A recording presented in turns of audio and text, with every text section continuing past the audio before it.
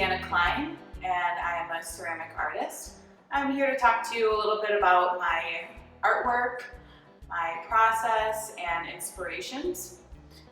So I've always worked with art in all different mediums.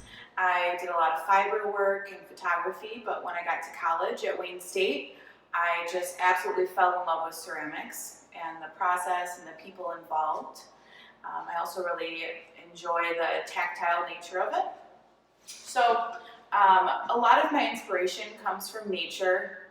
I really enjoy the rhythms and patterns of things in nature, and I try to mimic that in my work. So as I'm working on things, I really try to enjoy the process. It doesn't always turn out exactly how I want it to, but that's okay as long as I'm enjoying the process, learning from it, and growing as an artist.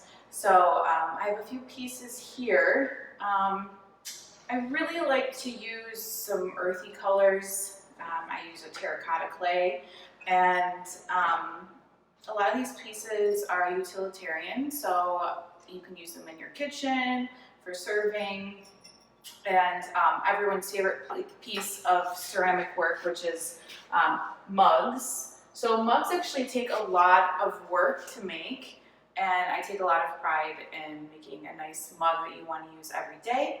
And handles have also been a journey for me, so I really take pride in that. A few other things with my work is I love to use texture, so I'm always exploring what things I can use to create texture. So I have a few examples here. I'll use walnuts or pine cones or any type of, maybe I find seed pods, or I'm inspired by a flower or just a certain texture. So I do like to use those things in my work, and I also kind of leave a lot of the glazing part to chance. So I kind of know what I want, but I think it's really exciting to put something into the kiln and not know exactly what it's going to look like. That's a really exciting part for me.